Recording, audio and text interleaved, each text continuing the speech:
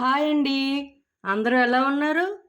ఈరోజు నేను Hyderabad special bagara rice చేస్తున్నానండి. దీనికి కావాల్సింది బాస్మతి రైస్ 1 గ్లాస్. దాన్ని 1 అవర్ ముందు సోక్ చేసుకున్నానండి. 1 అవర్ ముందు సోక్ చేసుకుంటున్నాం కాబట్టి 1 గ్లాస్ రైస్కి 1 గ్లాస్ వాటర్ యాడ్ చేసి కుక్ చేసుకోవాలండి. అది కూడా ఒక్క విజిలే. మెయిన్గా కావాల్సిన ఇంగ్రీడియంట్స్ షాహీ జీరా లేకుండా బాస్మతి బగారా రైస్ టేస్ట్ రాదండి. అది ఉంటేనే చేసుకోండి.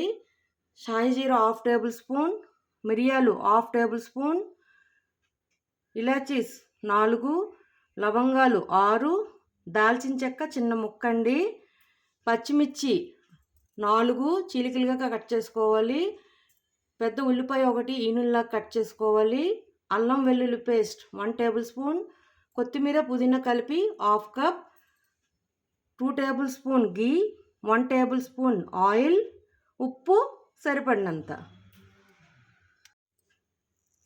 ముందు పొయ్యి మీద కుక్కర్ పెట్టుకున్నానండి. దీనిలో 1 టేబుల్ స్పూన్ దాకా ఆయిల్ వేస్తున్నాను. 2 టేబుల్ స్పూన్ గీ వేసుకుంటున్నాను.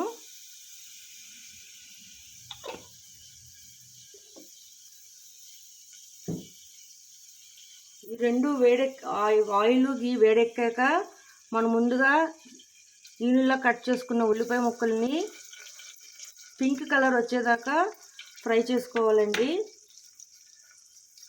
10 మినిట్స్ దాకా వేయించుకున్న తర్వాత దీనిలోనే షాహీ జీరా, లవంగాలు 6, ఇలాచీస్ 4, మిరియాలు 1/2 టేబుల్ స్పూన్, దాల్చిన చెక్క చిన్న ముక్కండి. ఇవన్నీ కలిపి బాగా వేయించుకోవాలి. పచ్చిమిర్చి కూడా యాడ్ చేసేస్తున్నాను. మీకు కావాలంటే కరివేపాకు కూడా వేసుకోవచ్చండి, అది ఆప్షనల్. ఈ బగారా రైస్తో మనం చికెన్ కర్రీ కానీ, మటన్ కర్రీ కానీ, వెజ్ బిచ్చిక సాలం కానీ ఏదైనా బాగుంటుందండి దీంతో. అవన్నీ బాగా వేగాయి.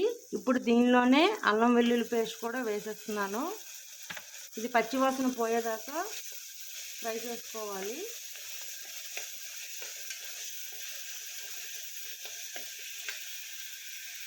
పచ్చివాసన పోయిందండి. ఇప్పుడు దీనిలో మనం ముందుగా నానబెట్టుకున్న బాస్మతి రైస్ని వేసుకుంటున్నాను. ఇది మీడియం ఫ్లేమ్లో పెట్టుకొని ఒక 10 మినిట్స్ బాగా వేయించుకోవాలండి.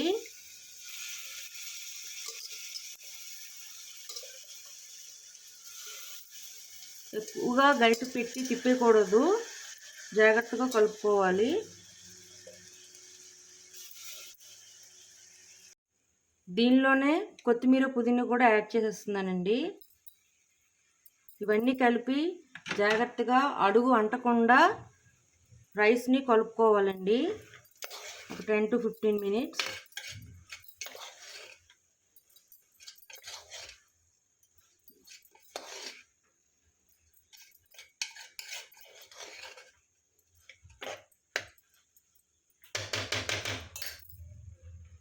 ఇది బాగా వేగిందండి. ఇప్పుడు దీనిలోనే 1 గ్లాస్ బాస్మతి రైస్కి నేను 1 గ్లాస్ వాటర్ యాడ్ చేసుకొని ఉప్పు వేసుకొని సరిపోయిందో లేదో చూసుకొని ఒక్క విజిల్ అంటే ఒక్క విజిలే తీసుకోవాలండి. గరం మసాలా పౌడర్ చెప్పడం మర్చిపోయానండి. దీనిలోనే 1/2 టేబుల్ స్పూన్ దాకా గరం మసాలా పౌడర్ వేసుకోవాలి. వేసుకొని మిక్స్ చేసుకొని ఒక విజిల్ దాకా తీసుకోవాలండి. 20 మినిట్స్ దాకా దాన్ని కదల్చకుండా అప్పుడు మూత తీసుకోవాలి. చూడండి, మూత తీసి చూసుకున్నాను. ఇది పొడి పొడిగా బాగా వచ్చిందండి. ఇప్పుడు దీన్ని సర్వింగ్ బౌల్లోకి తీసుకుందాం. సర్వింగ్ బౌల్లోకి తీసుకున్నాను.